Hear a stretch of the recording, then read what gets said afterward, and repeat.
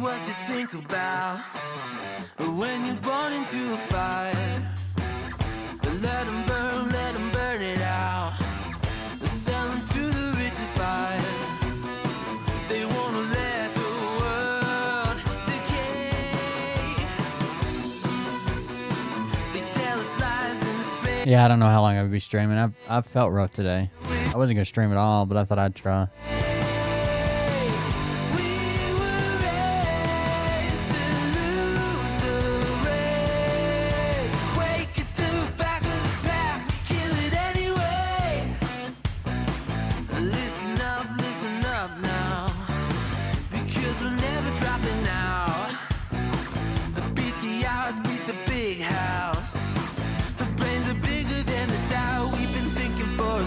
Never let the truth fade away. This is bigger than ourselves. We won't let the world burn away. Burn away. We feel betrayed. We were raised to lose the race. Wake it to the back of the pack. Kill it anyway. To blame.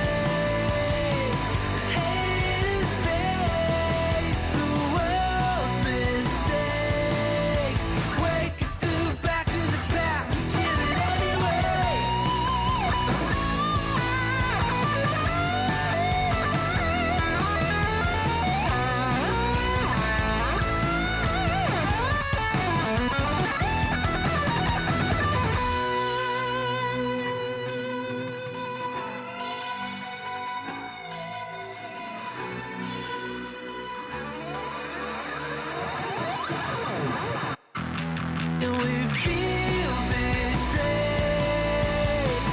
We were raised to lose the race. Wake at the back of the pack, kill it anyway. To play, haters face the world's mistakes. Wake at the back of the pack, kill it anyway.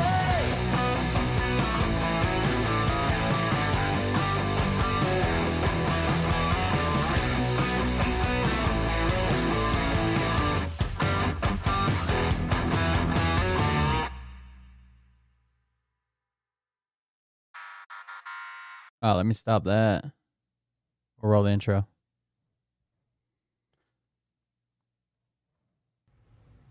Hey Daddies, it's me, the Linda Binda from TikTok. I wanted to make this video because I wanted to thank you for watching Cold Beer Confessionals with Will Bird. I think that's just incredible. I've watched a few episodes and I'm just like very intrigued. But you know what I'm most intrigued in is Big Daddy's meat stick. I heard That's that right. it's very thick, like a good old German sausage. You know, Linda and her coochie loves that. Oh, never mind. Let's not go there. Anyways, I hope you have a good show and enjoy it as you can. There's a lot of weird things that go on, especially when it comes from the realm of Linda Bindaland. So, enjoy the show. Thanks for watching. Peace out. Welcome, everybody. I am Will Bird, and this is the Cold Beer Confessional. Thank you for joining us. Thank you for being here. I appreciate it. I've been feeling rough today. I had a I don't know, fucking heartburn or something. Like, you ever get like real bad like acid reflux, like heartburn, and you got like acid in the back of your throat? At 6 o'clock this morning, I woke up choking on like fucking acid in the back of my throat. It was like a real thin, but it was very acidic tasting. And my stomach had a lot of pressure on it, and it just hurt. And I thought, damn. And I tried to go back to sleep. Took some medicine for like gas relief and indigestion and heartburn. I took a bunch of different medicines combined, and it took most of the pain away unless I was laying down. Like if I'd lay down, it like puts pressure weird or some shit. It was pretty bad. I tried to throw up. I couldn't. Nothing was coming up. I hadn't really ate that much because I wasn't feeling great the day before. I don't know. It was just rough. And then finally, after like hours of tossing and turning or whatever, it started to relieve some, and I fucking just passed out. I slept so fucking much today. I didn't even work. I told my boss, I'm like, I'm sick. It's rough. I didn't work. Mariah did. Mariah went in and did some work, but I didn't. So either way, I'm here now. I'm feeling a little bit better. Not perfect, but feeling better. So there's that. Either way, thank you guys for joining us. Thank you for being here. I appreciate it. Appreciate you guys being here with us, hanging out with us. Bert messed up. Okay? Your boy Bert messed up. Bert Lynch has officially messed up. Let me see if I can find the video. Go back here. Change accounts. Undo that. Click this. Bert decided to post this. And you guys know I got an AI supercomputer locator, right? Bert decided to post this.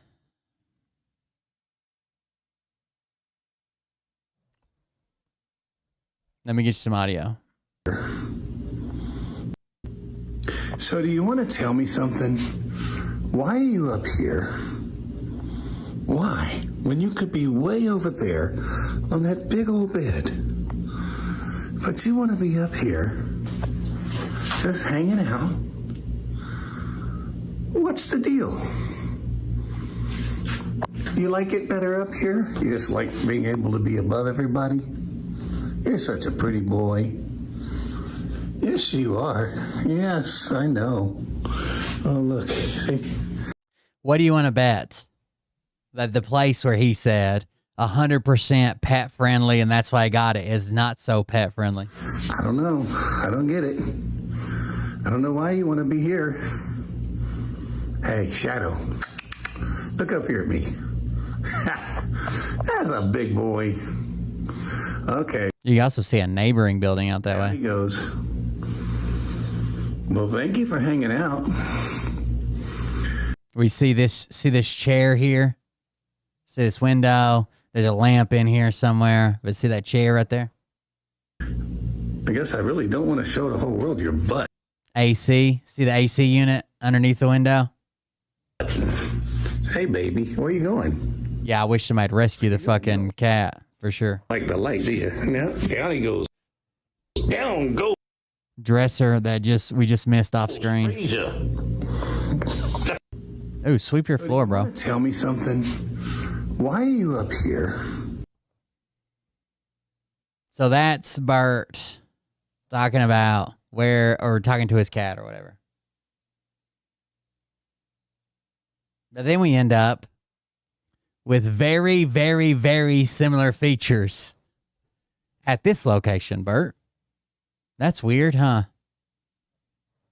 That's very strange. The supercomputer came back. I asked the experts on the supercomputer, and they came back with a 99.999999% chance that this is it, bro. You got to be more careful. Like what? Fully furnished, flat screen TVs, free utilities, Wi-Fi access, low weekly and monthly payment options, special corporate and group rates, guest laundromat on site, free parking, elevator access, close to the strip, across from South Premier. Terms and conditions apply. Nearby restaurants, shopping, entertainment. This is not a pet-friendly location. That's what happens when you plug stuff into. You got to be more careful, dude. Just stop posting shit like that. Somebody's going to do it to you. Somebody's going to do it to you. We put it in the supercomputer, the Las Vegas supercomputer, and here we are. Now what am I supposed to do, Bert? Now what? Anyways, shout out to Scott. Scott had the day off for Labor Day. Bert posted that video on Labor Day. Scott tracked him down. Good job, Scott. Scott is what I named my supercomputer, by the way. It's an acronym, but I don't have time to explain it to you fucking dum-dums in chat, okay? Thank you guys for joining us. Thank you for being here. I'm Will Barr. This is Cold Beer Confessional. If you want to support the show, do that. buymeacoffee.com/coldbeer because the website's messed up currently. And I know the bot will put the website in chat. That's just because it's on a timer. Like if there's so many messages plus a certain amount of time has passed, it'll throw it in there. But I don't feel like turning it off right now. So either way, go to buymeacoffee.com/coldbeer or use, bits or whatever's built into Twitch or YouTube or whatever's going on.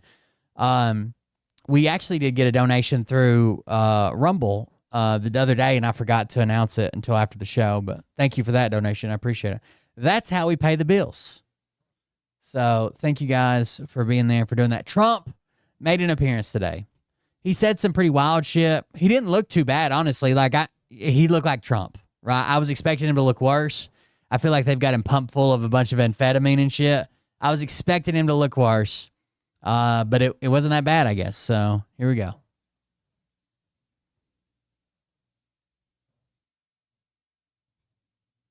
Didn't I just watch it? Where is it? There it is. He was late. He was already at the podium when all the stuff happened. It took a while or whatever. I will tell you this. The White House is claiming that he played golf. And people that are very, very close to the White House, like people who talk to Trump, were distributing pictures of him playing golf from previous dates. They knew they were lying to people while this whole saga was going on. Is he alive? Is he dead? The pictures they were sharing of him playing golf were from weeks and months before. Okay? The only images we got of him playing golf was literally from like a fucking telescope away, right? Like way zoomed the fuck in. It was just him talking to somebody. He wasn't playing golf. We got none of him actually playing golf. But he was in that area. Some of them if you look at some of the pictures, here's how the first clue that I thought is I'm pretty sure he went to Virginia to play golf. Some of them had palm trees in the background. Some of the pictures, they were trying to say that, look, he's not dead. Here he is playing golf this weekend. Were from Palm Beach. Clearly. Nothing but palm trees in the background. I'm like, what the fuck are they trying to do here? Like, clearly this is fucking a manipulation tactic. Obviously he wasn't dead. We were getting pictures of him. He kept the press at an extremely out of reach, right, to where they couldn't get close to him. He didn't answer any questions. Didn't have a lot of that shit going on. It was pretty bad. I know that a lot of people think that he has. Let's see if I can grab this. Think that he's had a stroke. And maybe he's even had mini strokes or full-blown strokes, but they're trying to prevent damage from strokes. There's just a lot of stuff going on around that. The mouth gaping, there's a bunch of evidence for it. It's all very, very weird. Usually he has the press right up in his face, right? And he's like, oh, we're playing golf today. They can watch him hit. He lies about his score. He talks about how good a golfer he is. Just a bunch of shit, right? But not this time. He wants them way back away. He doesn't want to speak to him. He doesn't. But anyways, none of that matters. This is where he came back. I don't know why this broadcast started early, unless he was supposed to start at this time, because the actual video of the president didn't start till 2.5 hours past the time they started broadcasting on Fox 35.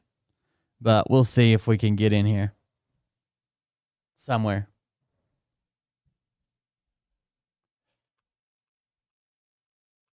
Hey, big deal. This is one that everybody wanted to know. What are you doing? I also want to thank Senators Katie Britt, and I want to give my condolences. Her grandmother just passed away. She was 100, right? 100, and she loves you, Mr. Well, and she was very proud of you. Thank you very much. Very, very proud of you. So thank you, Katie. Wonderful woman. She must have been. Oh, I know you guys have been listening to me talk about how good Kingdom Come Deliverance and Kingdom Come Deliverance 2 are. Kingdom Come, the first one is a grind. Unless you're willing to know you like it and dedicate or whatever, like, it's a grind. I'm just telling you. It just is. There's a lot of stuff to do. It's kind of hard to catch on. Combat's hard. You're going to die a lot. The second one is more user-friendly. Even though you're probably still going to die a lot, you're probably still going to do a lot of stuff. You're going to run around all around the map. But if you like that type of immersive, like, it's not just missions like, go over here, pick up a basket, go over here, pick up 5 apples. Like, they're actually really good missions, really good dialogue. It's a really, really, really good game. The second one's incredibly well done. I like the first one too. I like that grind. I probably wouldn't have played the first one though. I bought it and have been playing it if I hadn't loved the second one so much. So I did them backwards. But they're on sale. If you're a PC gamer, they're on sale this week. And I just bought the first one last week, and I think I paid $19.99 for it, $20. It's on sale for $5 on Steam until September 8th. And the second one, the one that the DLC's coming out for on the September 9th, so it's like brand new. There's still DLC stuff coming out for it. It's on sale for $40 instead of $60 or $70. So if you're a gamer or you like those types of games, if you've been thinking about buying it and you play on PC, they're on sale. It's a really good deal. Love the game. Love the storyline. Love the way there's 1,000 different ways to solve, to like finish a quest. And that has effects on the rest of the world. Like, if you piss off one person solving this quest, hell, he might wait outside of town for you and jump you, or he might cause you not to get another quest. And it's such a good fucking game. So if you want to try and you play on PC, they're on sale. I don't know about like PlayStation or Xbox or whatever. PC, it's on sale. Actually, there's a ton of games right now. They're doing some type of special that it was called something, September Swords or some shit like that. It was like a sale they were having. Basically, all these games that have to do with like sword fighting were marked down. So there you go. And to produce you indirectly, I can tell you she had to be. Tommy Tuberville, who's a great coach, and I won't say anything about what happened with Alabama football this weekend. Let's leave that up. But you're not used to that, right? You're not used to that. But Tommy, Auburn won, is right. So you're happy. Tommy's been a great senator, as you know, and a fantastic guy all around. He was also a tremendous coach. House Armed Services Committee Chair Mike Rogers. Thank you, Mike. Where's Mike? Mike, thank you very much. You're doing great, Mike. Representatives Barry Moore, all great friends, Robert Adderholt, Gary Palmer, and Dale Strong. Thank you all very much, fellas. Appreciate it. In my first term, I created a thing called Space Force. So important. You know, we were losing the race in space very badly to China and to Russia, and now we're far and away. Trump is going to talk about moving Space Command, and he's going to say it's not political, which he does. To be fair, he does have some ammo for this claim, but he shoots himself in the, as soon as they hand him ammo, he shoots himself in the foot with it. So the ammo that he has is, there was a government study that was done that said, based strictly on how much it's going to cost, and barring any like factor that would prevent us from putting it there, Huntsville's probably the best. It'd be cheaper, and it's not any worse than Colorado.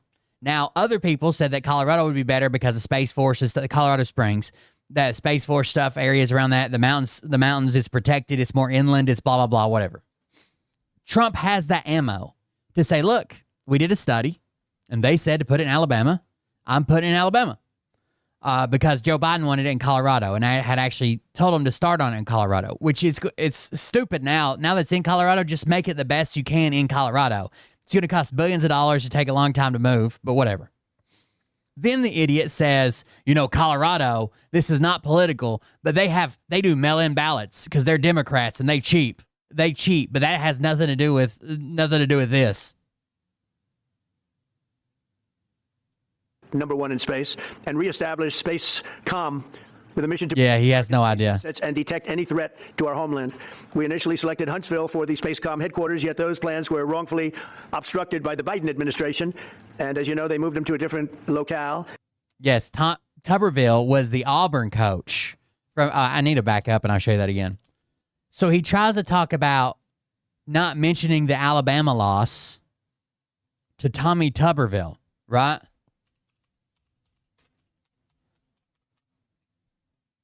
Tommy Tuberville coached for Auburn, which is a huge competitor. He has no idea. He has no idea what he's talking about.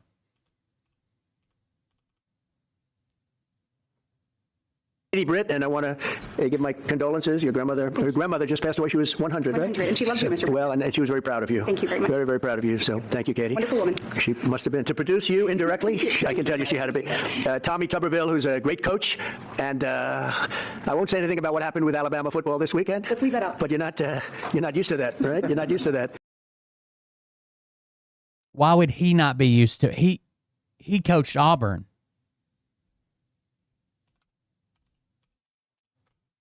This is it's the Iron Bowl, right? Auburn and Alabama's Iron. Like they are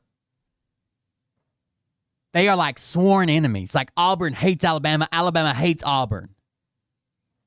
It's hard to find a worse rivalry.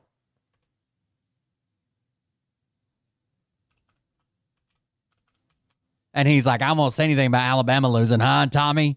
And he's like, well, Auburn won. That's the team I coached for. But Tommy, Auburn won, is right. So you're happy. Tommy.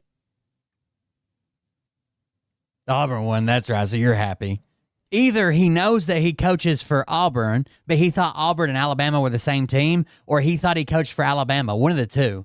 But the guy's if you're going to bring up small talk like this, the weave, the dementia weave, you should at least know what the basic fucking facts.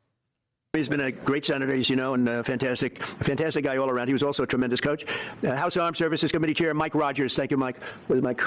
Mike, thank you very much. You're doing great, Mike. Representatives Barry Moore, all great friends, Robert Adderholt, Gary Palmer, and Dale Strong. Thank you all very much, fellas. Appreciate it. In my first term, they're like 3 hours away from each other, right?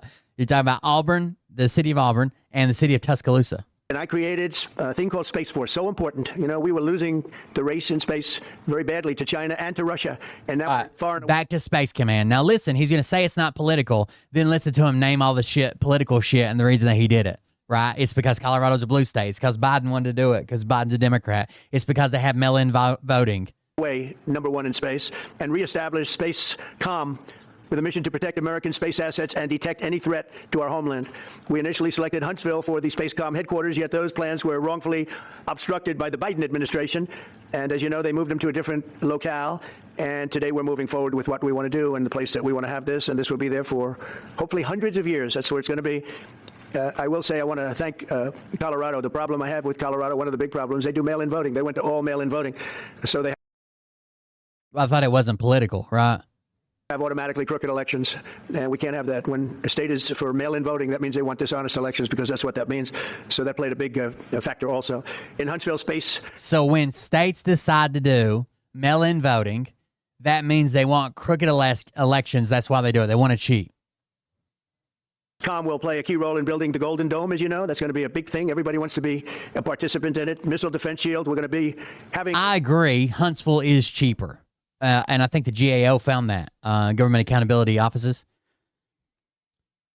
Sometimes price isn't the only factor, right? Huntsville is extremely overcrowded. Right now, if you're, I've heard a bunch of people in the military that are like buck sergeants or around that, to where they can't, there's not enough on-base housing, and their BAH isn't enough to pay for their housing in Huntsville, so they're having to pay above and out of their pocket to be able to house their family. There's just a lot of people in that area, and they're not keeping up with the housing market, so housing prices are going insane. It's incredibly crowded, whatever. There are some other space relative things around Huntsville, but the same thing's going on in Colorado Springs. So, to me, just throwing this out there, they've already started in Colorado. You're going to let all that go to waste, right? Spend another billion or billions of dollars undoing that, and then move it to Huntsville. That seems, I don't know, petty, or that the fact that you're thanking Alabama for and its representatives for supporting you, and you want to punish Colorado for having mail-in voting. A Golden Dome that the likes of which nobody's ever seen before, the finest, the best. And by the way, Canada called. They want to be a part of it, and that'll be great. But Canada wants very much to be included in that, and then we're going to work something out with them, I hope. To also ensure that our technological capabilities, of which we're way ahead of anybody else, there's nobody close, remain unmatched long into the future. So I'd like to ask Secretary Hegseth to say a few words. He was very much a part of it. And really, everybody behind me was. Every one of these people would call me and lobby me. I said, Katie, I don't want to talk to you anymore. I know what you want. She said, that's right, sir. That's what I want. And they got their way. So I just want to congratulate. These are really special people. They're politicians in many ways, but they're great patriots, I think even more so than politicians. So they fought very hard to get it, and it's an honor to give it to Huntsville. Pete, say a few words, please. Thank you, Mr. President. I think in Colorado Springs, you're probably more likely to get this influx of jobs that causes, housing shortage and grocery, that causes prices to rise, and Colorado Springs to be more apt to take actions to make sure the wages stay up high enough to where people can afford their home. I think in Alabama, it's more of a, you guys will figure it out. Who cares if this place is paying $50 an hour and this place is paying $10, and, they're driving up home prices. You'll figure it out. $10 an hour, people. As usual, right place, right time, for the right reason. In your first administration, you established the Space Force at a time when we knew we had to be looking to that domain of space. You also reestablished Spacecom to ensure that priority was put in place, and you, through the Air Force, independently identified that Huntsville, Alabama was the right place to put it. For other reasons, in next administration under Biden, they decided to move it somewhere else. Well, during that time, the DoD Inspector General, the Government Affairs Office, they did their own assessments, and where do they say Spacecom should go? Huntsville, Alabama. So what you're doing today, Mr. President, is restoring it to precisely where it should be based on what the Space Force, the Air Force, your leadership believes will give us strategic advantage in the future. That is Huntsville, Alabama. We are way ahead in space, but this will ensure we stay leaps and bounds ahead, because that's the most important domain. So what happened was, here's the article. Biden decides to keep Space Command in Colorado, rejecting move to Alabama. President Joe Biden has decided to keep U.S. Space Command headquarters in Colorado, overturning a last-ditch decision by the Trump administration to move it to Alabama. The choice ended months of thorny deliberations, but an Alabama lawmaker vowed to fight on. U.S. officials told the AP on Monday that Biden was convinced by the head of Space Command, who we should be listening to, right? General James Dickinson, who argued that moving his headquarters now would jeopardize military readiness. Dickinson's view, however, was in contrast to some in Air Force leadership who studied the issue at length and determined that relocating to Huntsville, Alabama may be the right move. The officials spoke on condition of anonymity to provide details on Biden's rationale for the decision. In announcing the plans, Brigadier General Pat Ryder, Pentagon press secretary, said the decision was based on an objective and deliberate process informed by data and analysis. He said Defense Secretary Lloyd Austin supported the president's decision. Reaction to the decision came fast and was sharply divided. As Colorado lawmakers praised it and Alabama officials slammed it as a political maneuver, it was already there, right? Trump just decided to move it as he was going out the door, and it's like, Alabama could have Space Command.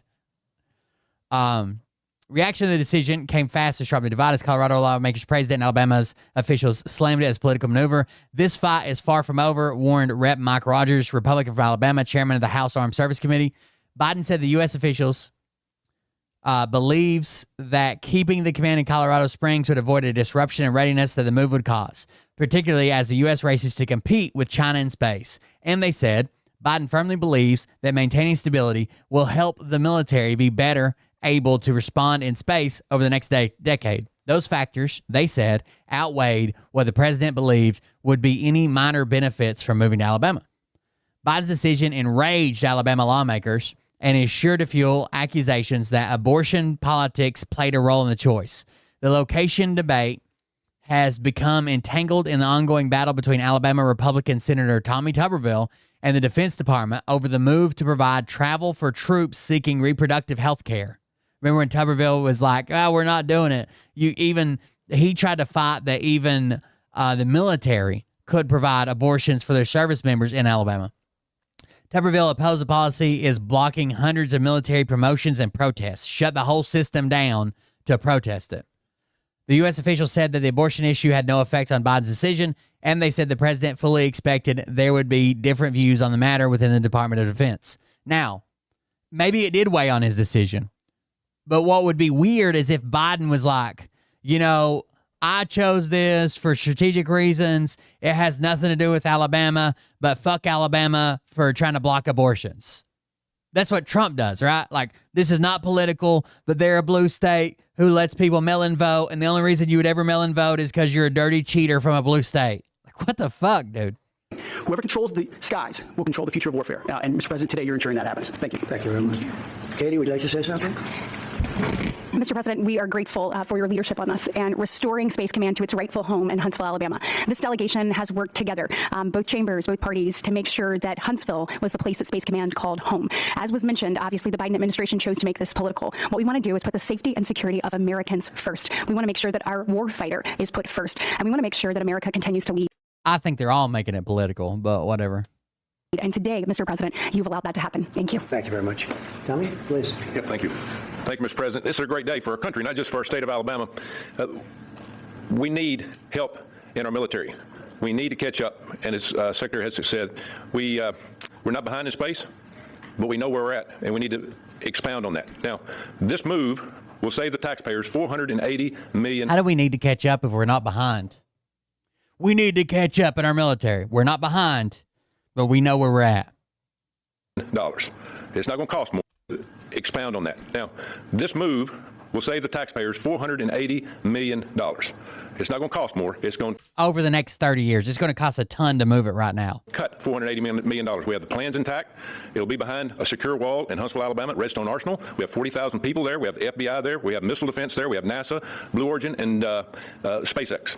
It is the perfect place for Space Command. I would tell you today, and again, I've spoke with the president for the last 3 or 4 years. Redstone is huge, but it's crowded. Go somewhere else because I understand. There's even a power plant. I worked at the power plant back there. The security of our country, I'd be for that. But the best place for Space Command is Huntsville, Alabama, because what we have and what it means to this country is going to be so important. So Alabama or Huntsville already is. I forget how the news article went, but because all those space places and energy places and arsenals and blah blah blah were already there.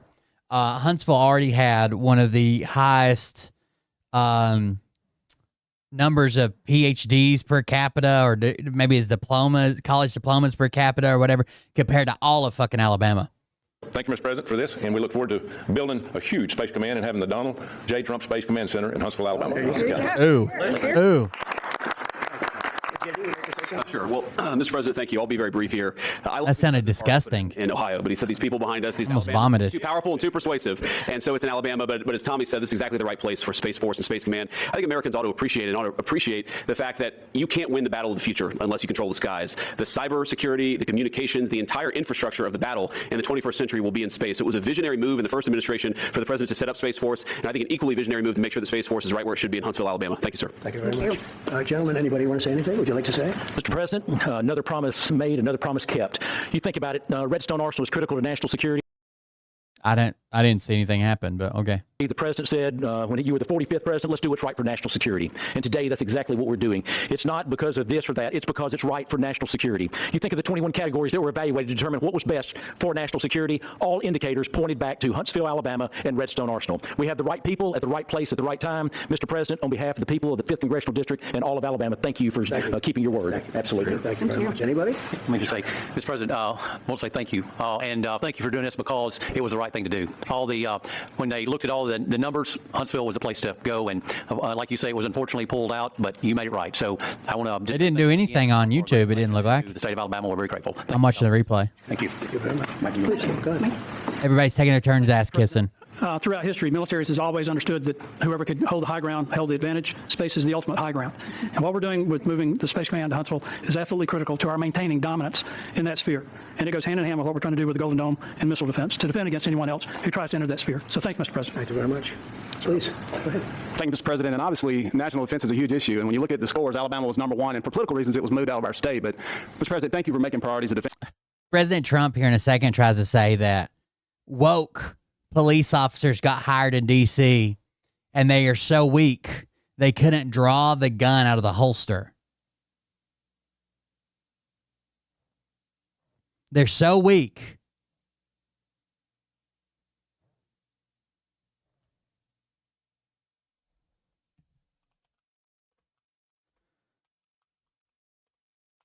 They can't draw their gun out of their holster.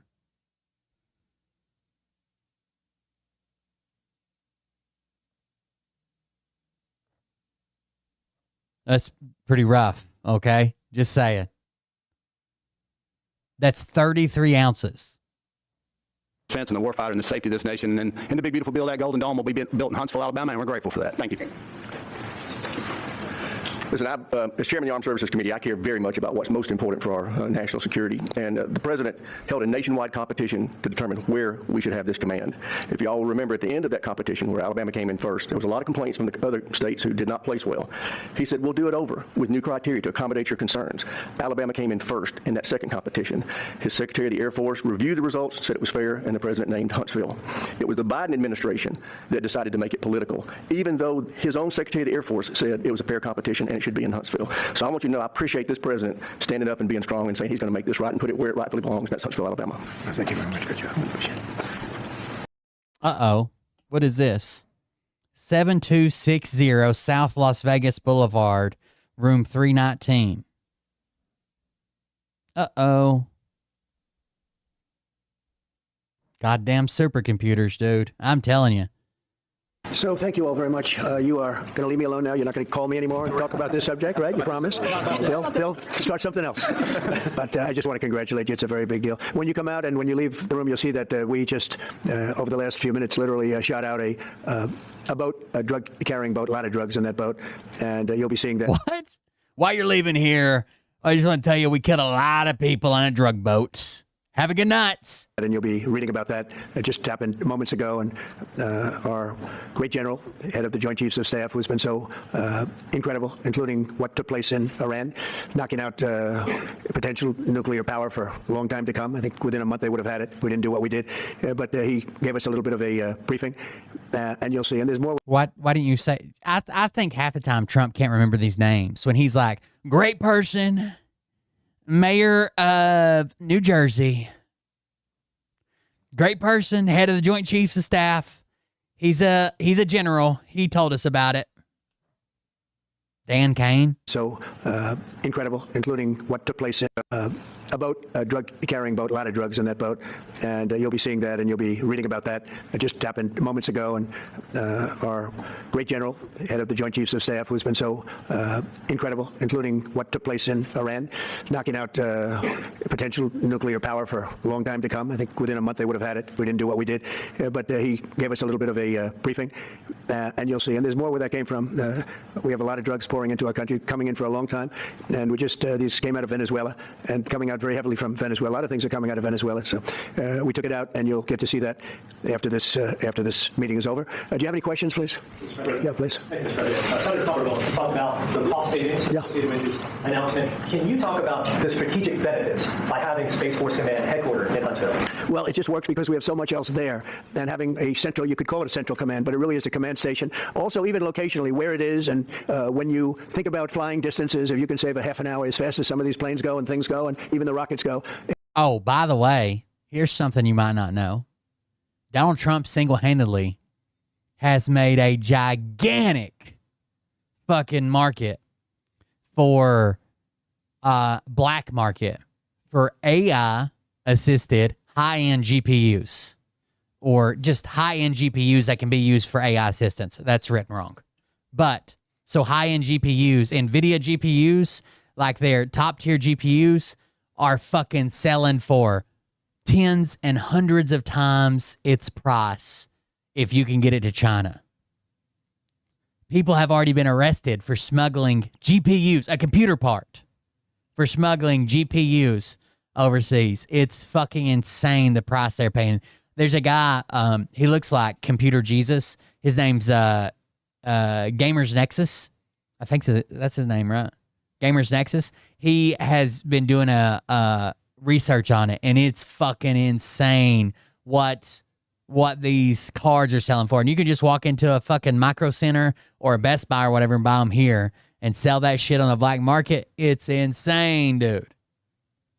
If you can save by having the best location. So we went out, as you know, to experts, and we had 4 different groups of experts. They all said this was the best location. I also loved it from the standpoint, I know the people of Alabama, they are great people, work hard, and there's no games, and they're very proud of it. And I would say they fought harder for it than anybody else also. A lot of states, 5 states really wanted it, but they wanted it more. And I kid you not when I say that these people, they spoke to me a lot. That's all they wanted to talk about. They didn't want to talk about the weather. They only wanted to talk about moving to this location, moving to Alabama, Huntsville in particular. So we're honored to do it. They really wanted it badly, and they got it. Peter? President Trump, something completely different, but about a big viral social media trend over the weekend. How did you find out over the weekend that you were dead? You see that? No. People didn't see it for a couple days. 1.3 million user engagements as of Saturday. He saw that. He was briefed on that. He knows. No, I didn't know. People thought I was dead. Had no idea.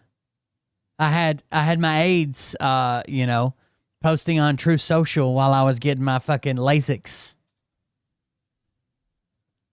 Saturday morning about yours and mine. Really? I didn't see that. You know, I have heard it's sort of crazy, but last week I did numerous news conferences, all successful. They went very well, like this is going very well. And then I didn't do any for 2 days, and they said there must be something wrong with him. Wait, you didn't know about it? What do you mean? Biden wouldn't do him for months. You wouldn't see him. And nobody ever said there was ever anything wrong with him, and we know he wasn't in the greatest of shape. No, I heard that. I get reports. That's not true, right? The right accused Biden of dying all the fucking time. Do you guys not remember that? They would come into my chat and be like, he's dead. We haven't seen him in 42 hours. Supposedly he's on vacation. He's dead. Now, you knew I did an interview that lasted for about an hour and a half with somebody, and everybody saw that was on one of your competitors. I did numerous shows and also did a number of truths, long truths, I think pretty poignant truths. No, I was very active over the weekend. They also knew I went out to visit some people at the club that I own pretty nearby on the Potomac River. And no, I've been very active actually over the weekend. I didn't hear that one. That's pretty serious stuff. And people adjacent to the White House were sharing fake photos of him playing golf. Well, it's fake news. You know, it's so fake. That's why the media has so little credibility. I knew they were saying, like, is he okay? How's he feeling? What's wrong? I said, I just left. And it's also sort of a longer weekend, it's Labor Day weekend. So I would say a lot of people know I was very active this Labor Day. Trump addresses the nation on every fucking holiday, but this one he's like, nah, but take it easy. I had heard that, but I didn't hear it to that extent. Go ahead, Peter. Something else. We know that this country has a huge problem with school shootings. You've said that you're open to sending the National Guard pretty much anywhere. Would you ever consider sending an armed National Guardsman to every school? Well, we have a big problem with school shooting, but we also have thousands and thousands of schools that run perfectly. I served in the National Guard.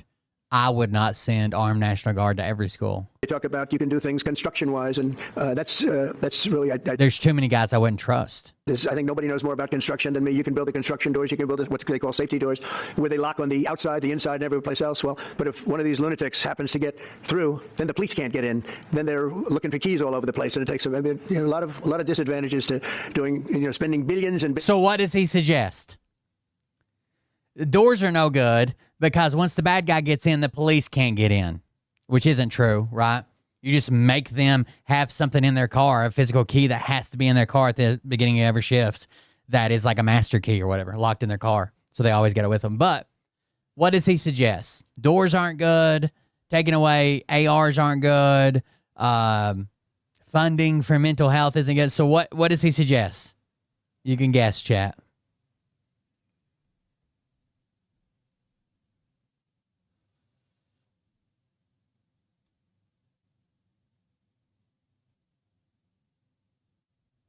Arming teachers.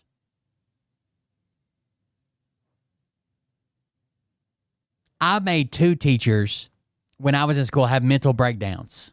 Okay? No fucking way. Billions of dollars and actually making it safer in some way for some of these lunatics that we're dealing with. But I don't think so. I've spending billions and billions of dollars to get in.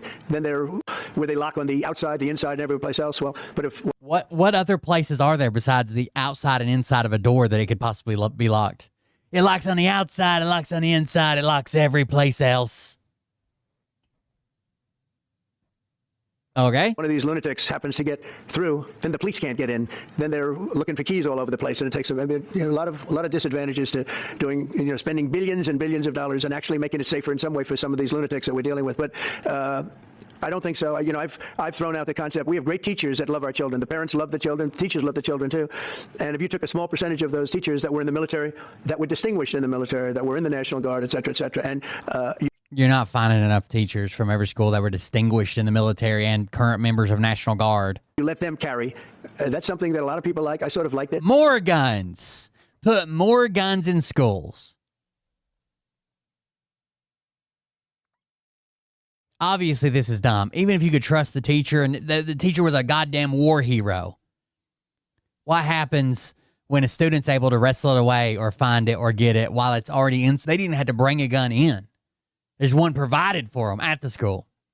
That have to be studied, but they're trained. They know about weapons. You can't do it with every teacher because most teachers don't know, and But I always thought that would be an alternative.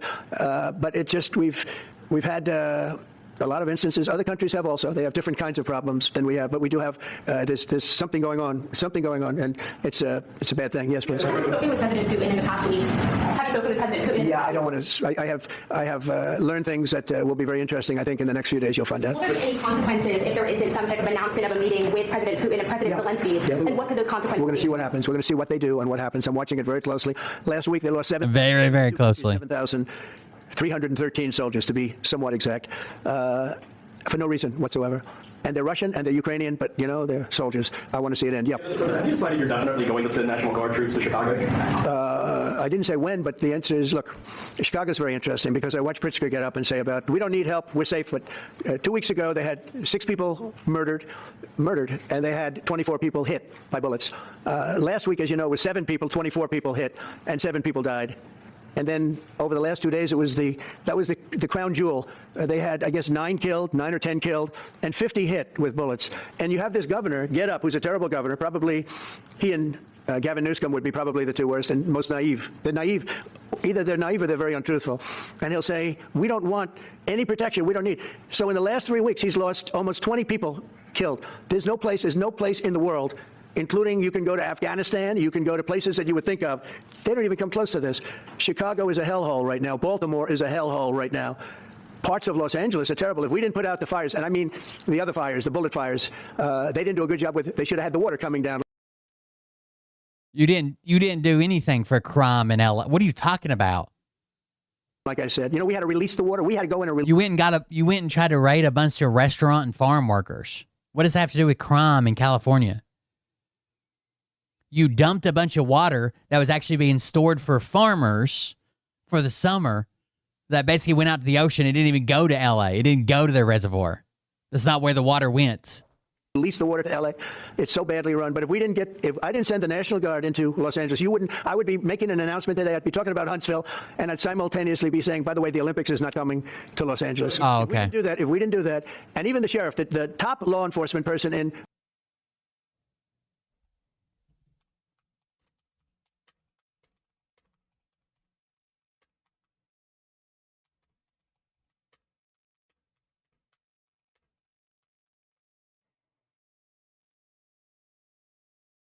The federal government, across the board, made 361 arrests.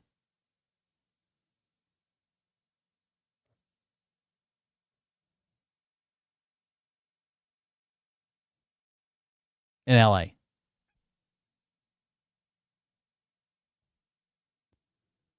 Marijuana grow site raids, farms,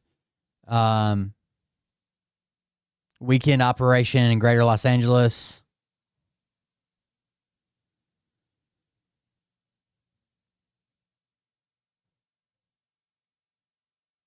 What did you didn't do anything for crime in LA? Los Angeles said, we could not have handled it without them. So that's what he said. Take your mind up on Chicago, though? Well, we're going in. I didn't say when. We're going in. When you lose. We're going in. We're going into Chicago. Just wait.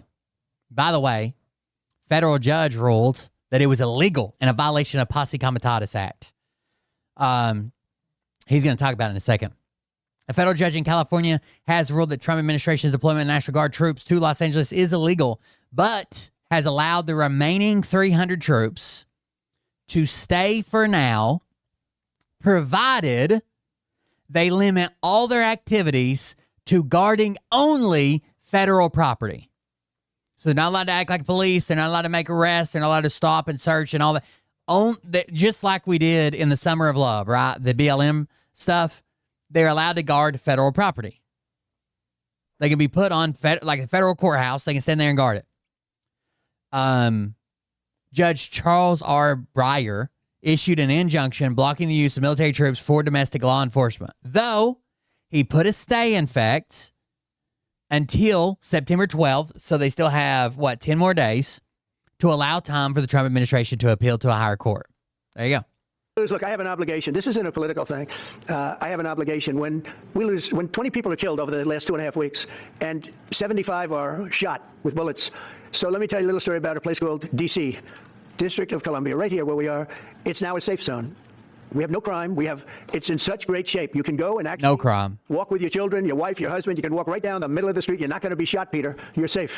Everyone likes you anyway. They probably wouldn't do it. But it's so dangerous. And there are people in this audience you've suffered greatly. There are people in this audience that have been mugged and hurt badly, and they don't want to talk about it. Maybe you were very brave in talking about it. You made quite an impression on a lot of people. I appreciate it. But there were other people in this room that have been hurt very badly just walking down the street in D.C. Washington, D.C. is a safe zone right now. It's a safe city. The restaurants are open. They're booming. You can't get a restaurant. New restaurants are announcing that they're going to be open. This took place in 12 days. Now, it's 15 days, but 3 days ago, it became what's known as a safe zone. It's a safe city. And this city was really bad, really, really bad. We took 1,600 people out, hardcore criminals that will not be coming back anytime soon. And we're very proud of it. Hardcore criminals. One guy was trying to get a medication for his wife who just delivered a baby. Hardcore criminal. Never coming back. It was every week. It was like years, many years, where every single week somebody was killed for many, many, many consecutive weeks. This one. St. Louis, Missouri, and Memphis, Tennessee are frequently cited as having the highest rates of gun violence, with some reports placing St. Louis at the top for gun crime rates in 2025, and others highlighting Memphis for its high violent crime rate and gun homicides. Why is he not talking about St. Louis and Memphis? What other cities are included in this list for 2024, 2025? Birmingham, Alabama, and Detroit. Of course, he mentions Detroit. Why does he mention any of those other cities? It's weird, isn't it? St. Louis, Memphis, Birmingham, silence. Detroit? We got to move in the guard. We got to move troops into Detroit, Michigan. It's weird.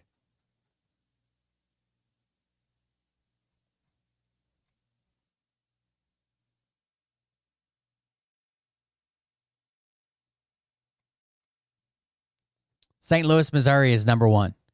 64.5 murders per every 100,000 residents. St. Louis has had the highest murder rate of any major American city or in contention for it since 2019. Baltimore, he'll mention that one. Birmingham, never hear it from him. Detroit, yep. Dayton, Ohio, no, hell no. Baton Rouge, nope. New Orleans, nope. It's crazy, isn't it?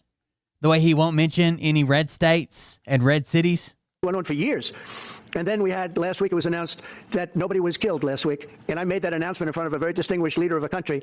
And I'm saying proudly, ladies and gentlemen, nobody was killed in Washington, D.C. this week. He looked at me like, what's that all about? I say, yeah, we have a little bit of a crime problem, and we don't have a crime problem in Washington anymore. And the mayor has been very helpful. You think that are you trying to tell me that other capital cities around the world don't have murder?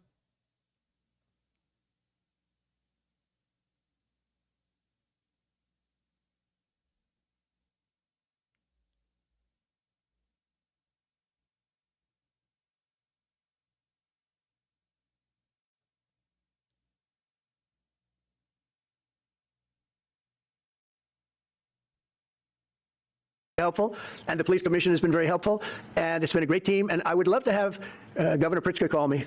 I gain respect for him and say, we do have a problem, and we'd love you to send in the troops, because you know what? The people, they have to be protected. I saw it today on one of your networks, not a friendly network, except really the opposite, I would say, very unfriendly network. And they interviewed about 12 people on this morning. Most of them were African American, who were black, and they were saying, please, please, please let the president send in. These were people from Chicago. Please, we need help.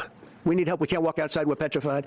If the governor of Illinois would call me up, I would love to do it. Now, we're going to do it anyway. We have the right to do it because I have an obligation to protect this country.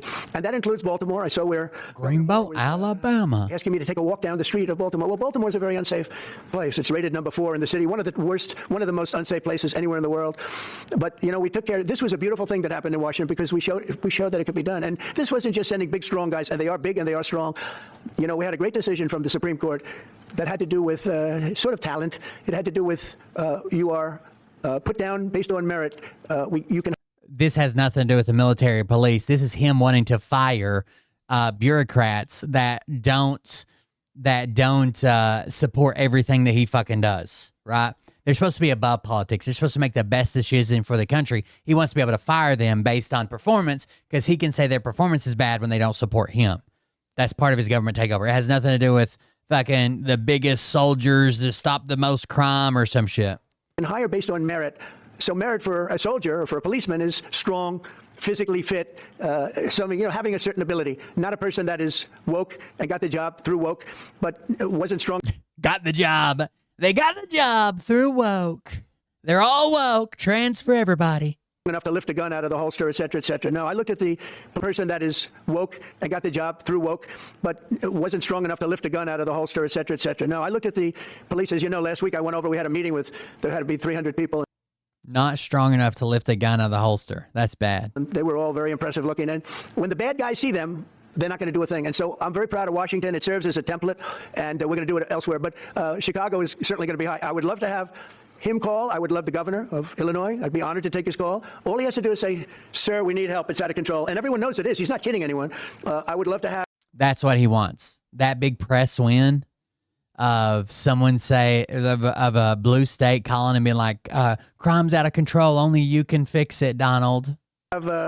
I would say Governor Moore call, because I watched him over the weekend trying to explain that Baltimore, what they need is housing. No, they don't need housing. They need to get rid of the criminals. These are hardcore criminals. You know, we took many people off the streets of Washington, D.C. They're hardcore. They're not going to be good. In 10 years, in 20 years, in 2 years, they're going to be criminals. They were born to be criminals, frankly. They were born to be criminals.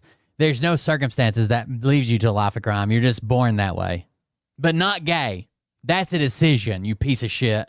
Born to be criminals, and they're tough and mean, and they'll cut your throat, and they won't even think about it the next day. They won't even remember that they did it. And we're not going to have those people. Washington, D.C. Born criminals with amnesia. is now a safe zone. It's a safe place, and you can walk, Katie, you can walk right down the street with, by the way, one of the biggest human beings I've ever seen, which is her husband. He was a football player for like 11 years in the NFL. He's a big person. But big doesn't mean anything when they have guns and when they have knives and everything else that they have, right? But you can walk right down the street, even by yourself, and you're totally safe. Washington, D.C. is a great thing. Yes, ma'am, please. Mr. President, as you're calling on Democratic leaders across the country to work with you on crime, do you see your efforts here in D.C., including, for example, working with Mayor Bowser here as a model for bringing more bipartisanship in matters not only with crime, but also issues that matter to everyday American people's lives? So Mayor Bowser's been great. She could have taken the thing well, and then after I clean it up, they'll take credit for it. You know what they do is they take credit. Like, we cleaned up Los Angeles. We did a great job there. And it was overwhelming what was going on. And again, the police chief made a statement that we could not have done, there's no way they could handle it. You saw what was happening out there. It was going to be a disaster. We stopped it cold. If we didn't do that, it would have been a very sad day. And remember, we have the Olympics, we have the World Cup, we have all these things coming, and we have 250, all of these things coming. But I watched Newsom get up and say, he's doing a great, he's not, we're the ones that did it, and that's okay, whatever it takes, but the main thing is, but he got up and said, we did it. Well, he didn't want us there, and he's going to need us again because it's starting to form again. I see it. It's starting to form again. We have to maintain. It's like maintenance on an airplane. You can buy it, but you have to maintain it. And if you don't maintain it, a good plane becomes very unsafe very quickly. So, it's an honor to do it. A lot of presidents wouldn't do what I'm doing. I don't need this heat. But when I watched television last night and I'm watching the news and I see that 9 people were killed in Chicago and 54 were... Are you coming for the World Cup? That's cool. ...badly wounded with bullets. I say, that's not this country. We have to do something. And I do say this. I say this very much. I'm not speaking to anybody but them right now. I would love to receive calls from governors and mayors. If this was really about crime and stopping crime, he would look at the cities. He would find the cities with the highest murder rates, red, blue, or indifferent. And that's where he would start. Number 1, then number 2, then number 3. Saying they need help. We'll help them. It's not. It's about, give me a list of the worst cities. Make sure they're all from Democrats and Democrat governors and mayors.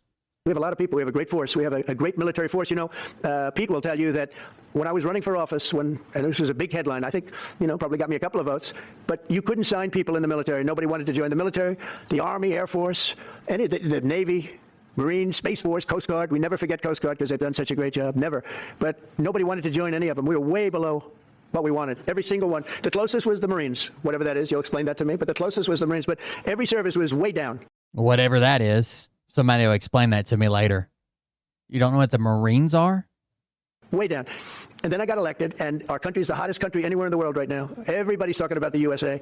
The turn started way before Trump was elected, before we even knew who was going to be president. We were backlogging people last year before the election was even over, having people on a wait list to sign up, basically. Talking about the job that we're doing. Everybody, we have the best economy. We have a very, very important decision being made by the Supreme Court because our country is the richest, the strongest, the most powerful. But if for some reason some liberal court, I'm talking about the court that just ruled, where even an Obama judge voted in favor of us, which I gave him a compliment yesterday, as you know. I said that took great courage.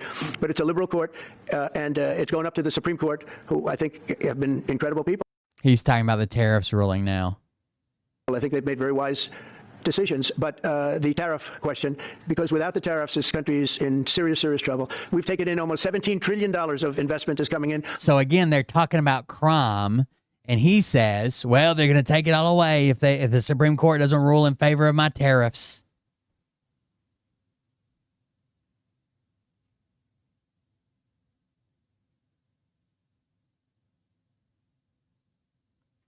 The reason it's not that tariffs aren't allowed. It's the fact that they use the International Emergency Economic Powers Act, the IEEPA, to go around Congress, declared a national emergency, call them reciprocal, but none of it was reciprocal. None of it was a national emergency, right? He stole Congress's power. It's not within his power to do it. Most of it is coming because of tariffs. And if for some reason somebody wanted to be politically correct, I actually think it's unpolitically correct. I think politically correct is to approve it because there's nothing so popular as what's happened to our country. Our country is doing so well. It does not affect the ones that he claimed were for fentanyl and shit like that. We're talking about the reciprocal tariffs. But we had a liberal court gave us a very shocking ruling, and that ruling is basically saying that the trillions of dollars that are pouring into our country, putting us in a position like no country is anywhere in the world, that they'd like to see us. By the way, he's going to say the stock market needs his tariffs. The stock market hates his tariffs, and we're actually betting on him not implementing them. You know, guys don't remember Taco forever? Take it away. By the way, a lot of the people behind that lawsuit, that particular, are from foreign countries. I might add. There's a video that is circulating online now of the White House where a window is open to the residents upstairs, and somebody's thrown a big bag out the window. Have you seen this? No, that's probably AI generated. We watched the video yesterday. It's not AI. In fact, the White House responded since we watched that video. You guys remember? I'll show you again. The video of the trash bags being thrown out. The White House responded and said that it was a contractor doing their duty or whatever, and nothing to be like freak out about, or they had nothing to really say about it. Right? It's this window right here. They're throwing out black trash bags.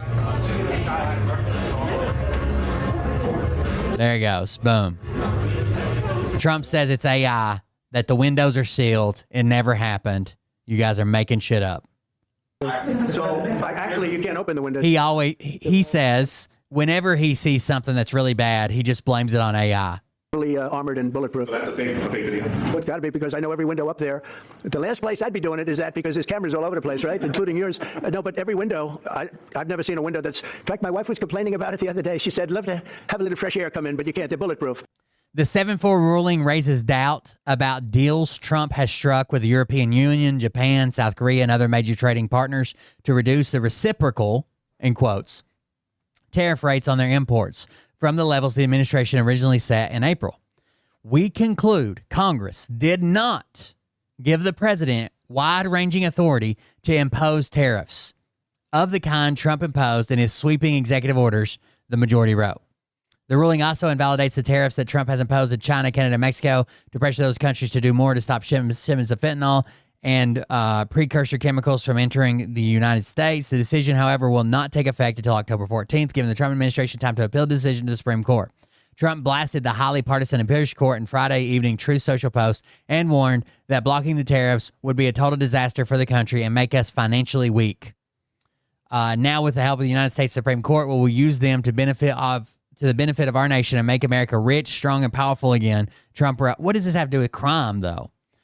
Signaling that the White House will appeal as expected, President Trump lawfully exercised the tariff powers granted to him by Congress to defend our nation and economic security from foreign threats. The president's tariffs remain in effect, and we look forward to the ultimate victory on this matter. He says he doesn't even know how they would be able to refund it. How could you even do that? How could you refund? Well, look who paid you and sent them their money back. The ruling from the U.S. Court of Appeals for the Federal Circuit upholds a May decision by the U.S. Court of International Trade, which concluded that Trump exceeded his authority under the 1977 law he invoked to impose both fentanyl trafficking tariffs and his worldwide tariffs in the International Emergency Economic Powers Act. We are not addressing whether President Trump's actions should have been taken as a matter of policy, the majority wrote in its rulings, which was in response to a combined set of cases brought by several small importers and multiple Democratic-run states. Nor are we deciding whether IEEPA authorizes any tariffs at all. Rather, the only issue we resolve on appeal is whether the trafficking tariffs and reciprocal tariffs imposed by the challenged executive orders are authorized by the IEEPA. We conclude they are not. They just did it the wrong way. Like, they're either going to have to go through Congress or they're going to have to find a different law that Trump can do it under, because this does not fall under there. And number one, they're sealed. And number two, each window weighs about 600 pounds. You have to be pretty strong to open them up. No, that has to be. Where was the window? Let me see. So then they have to show them the video. Each window weighs about 600 pounds. You have to be pretty strong to open them up. No, that has to be. Where was the window? Let me see. Maybe for the renovations? They said it was maybe from renovations. Which is the window? It looks like this is on the 15th Street. He can't fucking see it. So right here. Yeah, those windows are sealed. Those windows are they're all sealed. You can't open them. So the White House already responded and said it was renovations and contractors doing their job. It's the kind of thing they do. And one of the problems we have with AI, it's both good and bad. If something happens really bad, just blame AI. But what? If something happens really bad, just say it was AI. Also, they create. It's the kind of thing they do. And one of the problems we have with AI, it's both good and bad. If something happens really bad, just blame AI. I broke down today and finally bought Red Dead Redemption 2. I know I'm goddamn 10 years late. I'm sorry, but I've been having so much fun playing Kingdom Come Deliverance. I had to get it. but also they create things. It works both ways. If something happens that's really bad, maybe I'll have to just blame. I've never played either one. I know the online's dead and then nobody's playing it anymore or whatever. I don't care. I like the story games, like build your own story or make your own choices in a huge world. I've never played the first one, never played the second one. I bought it today and just downloaded it. But there's truth to it because I see so many phony things. I saw something as I was growing up from the time I was a baby till now. I said, who did that? It was AI generated. So it's a little bit scary. I saw so many phony things from the time I was a baby until now. And I said, who did that? And it was AI. It works both ways. If something happens that's really bad, maybe I'll have to just blame AI. But there's truth to it because I see so many phony things. I saw something as I was growing up from the time I was a baby till now. I said, who did that? It was AI generated. So it's a little bit scary, to be honest with you. But those windows are all very heavily sealed. Thank you, Mr. President. When I follow up with what you were saying regarding that federal appellate court that ruled against you and your administration as it relates to your... Well, they ruled against our country. I think they keep him in a bubble and keep him hopped up, right? So he doesn't go on a firing spree or have a fucking meltdown on his Adderall or some shit. I think they keep him in a bubble with all positive, you're the best, you've got the biggest hands and the biggest dick, your orange is glowing today, sir. Like the court, and they ruled against us before. It's a very liberal court. You called it highly partisan. Well, it certainly is. It certainly is. In fact, it was along ideological lines, 7-4. Well, except that we actually got one of the... It wasn't along ideological lines. They ruled 7-4. Like it wasn't red versus blue.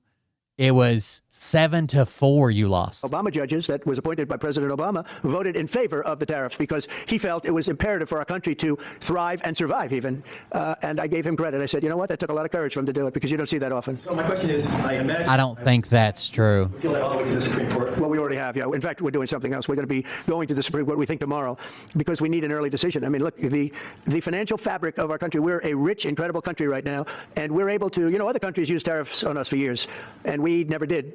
I did a lot during my first... Thanks, Obama judge, for saving our country. Without tariffs and all the trillions of dollars we've already taken in, our country would be completely destroyed and our military power would be instantly obliterated. The post came after the U.S. Court of Appeals for the Federal Circuit ruled 7-4 that Trump overstepped his authority under the International Emergency Economic Powers Act when imposing broad tariffs on nearly every country. The court, however, left in place certain targeted protectionist measures. Trump praised one dissenting judge, whom he described as a Democrat appointed by former President Barack Obama, for voting to uphold some of his tariff actions. I would like to thank him for his courage. He loves and respects the USA. The president framed the ruling as a partisan attack by the judiciary. A radical left group of judges didn't care, he added, emphasized his view that the decision threatened the country's economic and military strength. A federal appeals court on Friday, August 29th, ruled that Trump overstepped his authority. But it wasn't on partisan lines.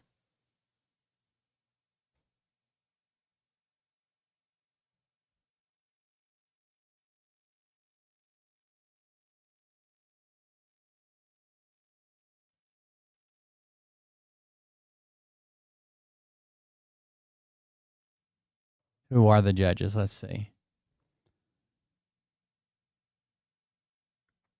Timothy Reif was appointed by Trump during his first term in 2018 and was confirmed by a judge as a judge on the CIT following the following year. He is the lone Trump appointee on the panel.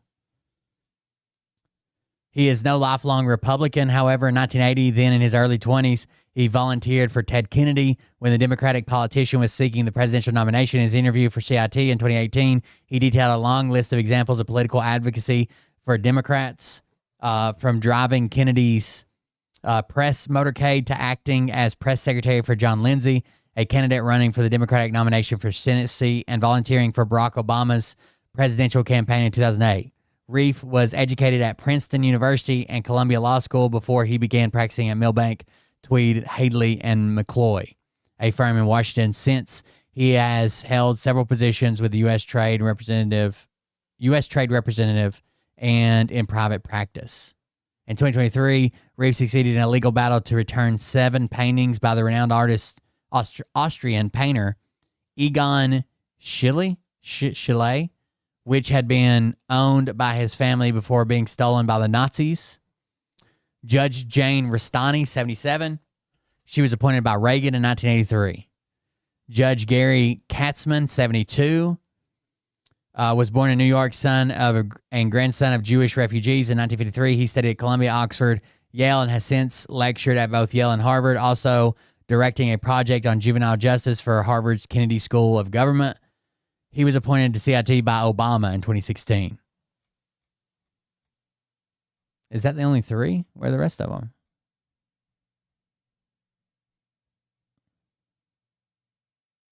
Oh, this is the first ruling. The panel of unelected judges. That was the first ruling, not the appeal.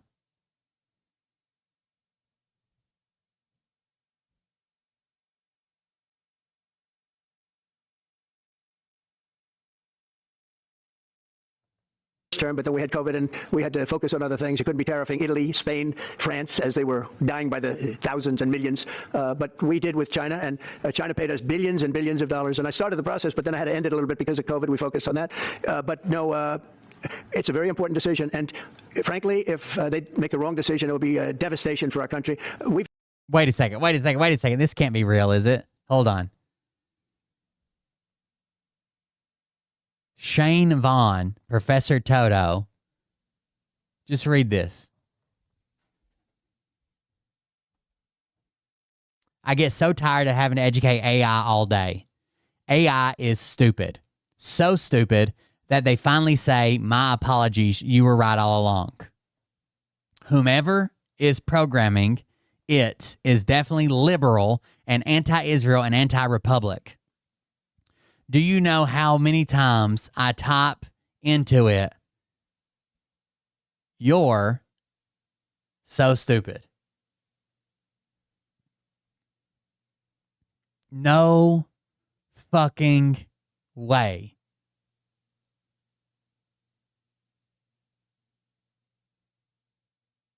No fucking way. You're. The possessive form, not the contraction. You're so stupid. God damn, dude. God damn, they're dumb as fuck. We've taken in trillions of dollars. And by the way, all these countries signed agreements, as an example. They're all happy. Everybody's happy. But some whack job put in a lawsuit. It went before a very liberal court.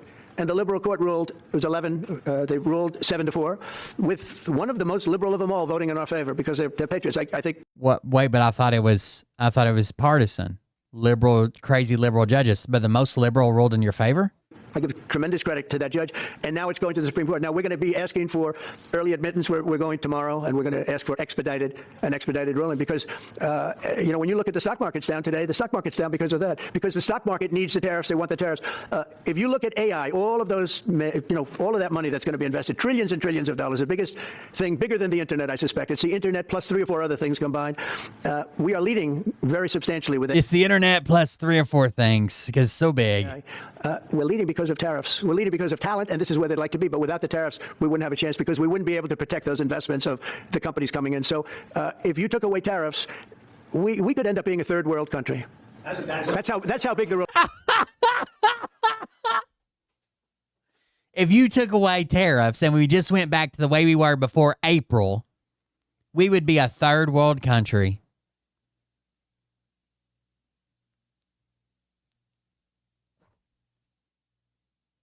You can't be serious, you fucking retard. Holy shit. Suddenly we wouldn't have access to water or food. Everybody'd be living in a mud hut, wearing grass skirts. What? So we're asking for an expedited ruling.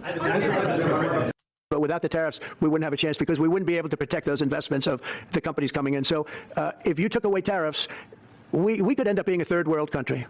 Perfect. That's how big the ruling. So we're asking for an expedited ruling. As a backstop to that, President, I'm going to tell you, I already started shitting in a bucket just to get ready in case this happens. Republican control Congress. You control the House. You control the Senate. But we don't have 60 votes.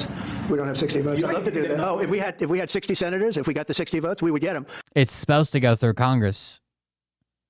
They're asking, why don't you just go through Congress? Oh, we can't get the 60 votes. That's because you have to be bipartisan, you fucking retard. That's the point. That's the point, right? The way it's supposed to work is balances in power. I personally prefer when one's controlled by the Republicans and one side's controlled by the Democrats, and they have to negotiate. because it's a check on each other. But we need 60 votes. But now, since they've won a majority in the big, beautiful bill and shit, they don't give a fuck. They didn't even ask Democrats to help with the bill. They didn't ask them to vote on it. They don't give a fuck, dude. We're pushing through everything we can, and fuck you. If you do it back to us, we're going to say that you're cheating. We need, a certain number in the House. I think we'd get, I don't know, we have about 5 of them here. Would everybody agree with me on tariffs? Without tariffs, we're a different country. We have taken in so much money. And here's the thing. We signed a deal with Japan. They're paying us hundreds of billions of dollars. We signed a deal with South Korea. We signed a deal with the European Union. We signed a deal with Europe. And those countries are paying us $950 billion, and they're happy about it. They're okay. As one of them said, it's amazing that we got away with it so long. One of my friends, a leader of one of the countries, and they're fine with it. They all signed. If that ruling ever went against us, I guess we'd have to give back hundreds of billions. How could you even do that? Give trillions and trillions of dollars back to countries that have been ripping us off for the last 35 years. And I can't imagine it happening. On a legal basis, they have no legal basis whatsoever. But on a common sense basis, it would destroy America. Okay. They don't have a legal basis or a common sense. They're going to turn us into a third world country. This is just fear-mongering. The problem is fear-mongering doesn't work with judges, right? It works with retarded people. It works with his dumb voter base. If we don't have tariffs, we're going to be a third world country. What happened? You know the tariffs just started in April, right?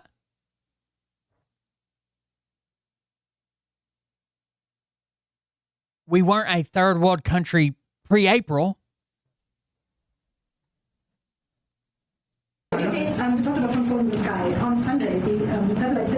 Yeah, my son too.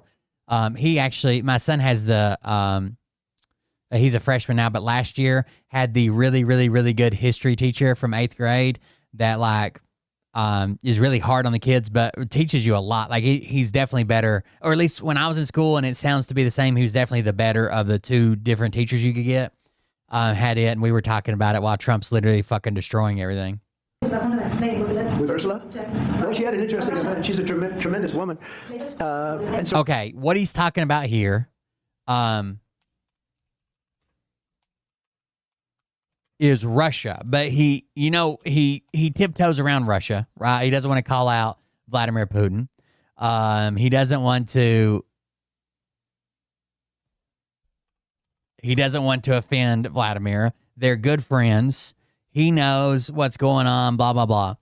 So the European Commission President, Ursula von der Leyen,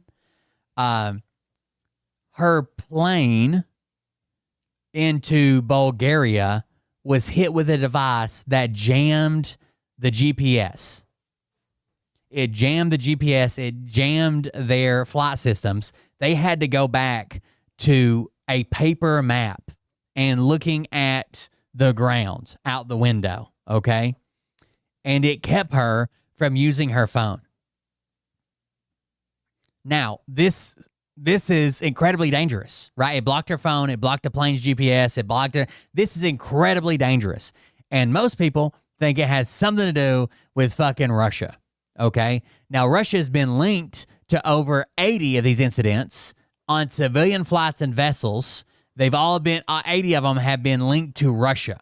They think this was Russia, and this is the first time it got like a higher profile person, right, to make enough news. Now, what Trump should say is like, yeah, that's fucked up. And if it's Russia doing it, we're going to get to the bottom of it, and there will be penalties. You cannot be doing, imagine if a plane fell out of the sky or crashed or ran out of fuel, whatever, right? Hit a mountain because they didn't have GPS and her phone wasn't working. He's like, I guess her phone wasn't working. That'd be nice sometimes. Ha ha. Like he makes a big fucking joke out of it. Watch. Whatsoever, but on a common sense basis, it would destroy America. Okay. On Sunday, the satellite signal of Ursula von der Leyen's plane was let. With Ursula? Well, she had an interesting event. She's a tremendous woman. And so what are you asking me about her? NATO is concerned about it. Well, nobody knows where it came from, but they did take away her ability. So NATO's concerned about it because of it could imply that Russia. He's like, nobody knows where it come from. Nobody. And so what are you asking me about her? NATO is concerned about it. Well, nobody knows where it came from, but they did take away her ability to use a phone. Sometimes that's a good thing.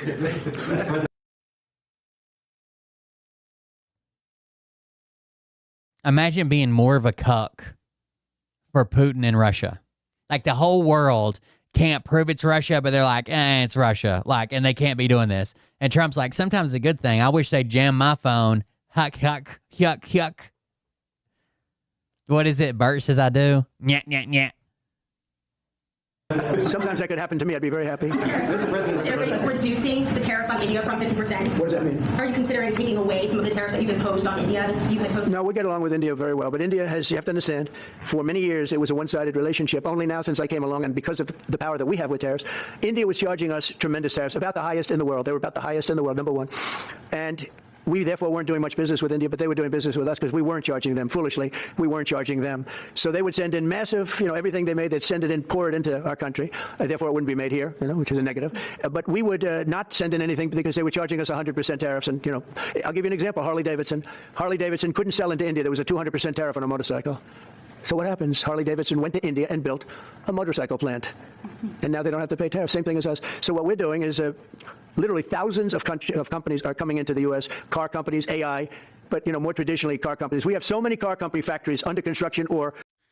We can indeed confirm that there was a GPS jamming, said Podesta,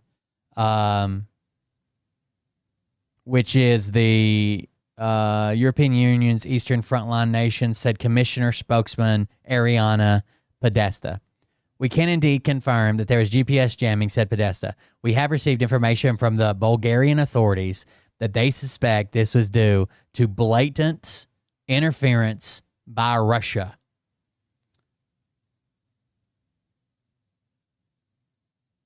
They're jamming GPS satellite navigation for months on any country bordering Russia, including Finland, Latvia, Lithuania, Estonia, Bulgaria.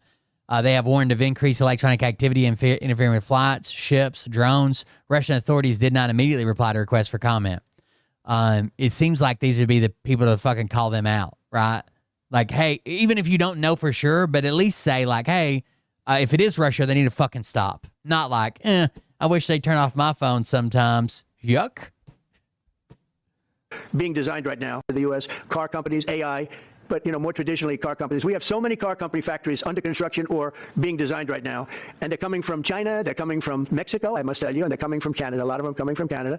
But they're coming into our country because they want to build here. And they want to build here for two reasons. Number one, they'd like to be here. And number two, the tariffs are protecting them. And number three, they want to avoid paying tariffs. When they build their cars here, they don't have any tariffs to pay. When you build here, you don't have any tariffs. Is that right? In light of the Minnesota shooting last Except you can't source every fucking component for a complicated product such as a car from the U.S. It just doesn't happen. week, the Department of Homeland Security is now awarding more than $100 million to hundreds of faith organizations across the country to help them ramp up security. What's your vision for further? They're giving hundreds of millions of dollars to hundreds of faith churches, white Christian churches, for security.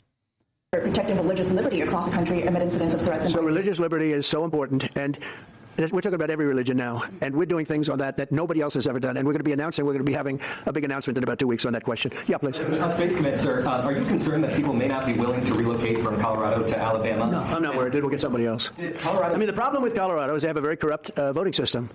Look, I have so many friends in Colorado. Anytime you have mail-in voting, you have corrupt elections. Very simple. It's very simple. Even Jimmy Carter said it with his commission. They set up a commission with him and Scoop Jackson and some people, highly regarded people. And they said the finding was if you have mail-in voting, you $110 million to how many churches? 600 churches? The Department of Homeland Security will allot $110 million to more than 600 faith-based organizations and nonprofits for security improvements, Kristi Noem announced. The announcement follows a deadly shooting in the Catholic school in Minnesota that killed 2 and injured 18. Police say that the 23-year-old shooter expressed hate towards almost every group imaginable. In the face of violent crimes and radical organizations intent on hurting American communities, the Trump administration is helping houses of worship, schools, and community centers to harden their defenses against attacks and protect themselves, Noem said on a post on X. The funds would be administered through the Federal Emergency Management Agency, FEMA's, existing nonprofit security grant program, which doles out cash for physical security enhancements and activities to nonprofit organizations that are at high risk for terrorist attacks, according to its website. The money could be used for cameras, gates, lighting, training programs for staff, and warning and alert systems, Noem said. The additional $110 million is roughly 45% of the grant program's 2025 fiscal year budget. which sits at 274.5 million for the year. We'll have corrupt elections. Well, your radical left governor. Trump's voting is corrupt. Trump votes for mail-in ballot. Military votes. Tons of people vote for mail-in. The Republicans, anytime there is something going on that'll allow more people to vote, the Republicans are against it because they do better when less people vote. Corrupt elections. Very simple. It's very simple. Again, this is not political. This has nothing to do with politics. The reason I'm moving it from Colorado Springs to the red state of Alabama, Huntsville, is not political. By the way, it is because they have mail-in voting and they're Democrats and cheaters. Even Jimmy Carter said it with his commission. They set up a commission with him and Scoop Jackson and some people, highly regarded people. And they said the finding was, if you have mail-in voting, you will have corrupt elections. Well, your radical left governor decided that he was going to have all mail-in voting in Colorado. Once you have all mail-in voting, and for whatever reason, the Democrats cheat. And they cheat like, they're not stupid. That's the only thing. They're no good on policy. They're no good on management. They're no good at government. But they're great at cheating. And they stick. Great cheaters. I give them credit for sticking together. Please. Obviously, this is a big win for national security, moving this to. Would you guys say yes or no that quite a bit has changed since Jimmy fucking Carter looked into if universal mail-in voting could be manipulated in a certain way? Or would you say it's exactly the same now?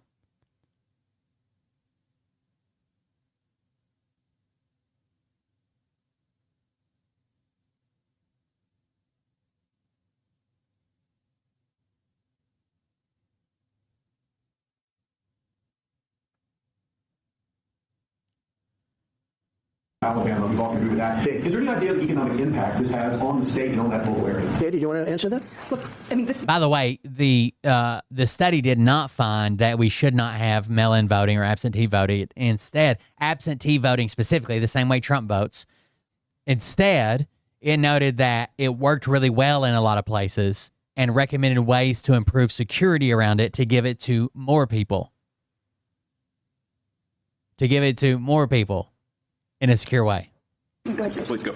This is going to be tremendous. I mean, the state of Alabama, what we've seen through this process is the worst of Washington. We've seen politics get in the way of what is best for the warfighter, what's best for national security. And the state of Alabama is about to show the country the best among us. So we know the economic impact is going to be tremendous. There at Redstone Arsenal, we're proud to house everything from the FBI to headquarters there for material command to a number of things. We obviously have NASA. It blows my mind that we want to keep beating our chest and say we're the best fucking country in the world.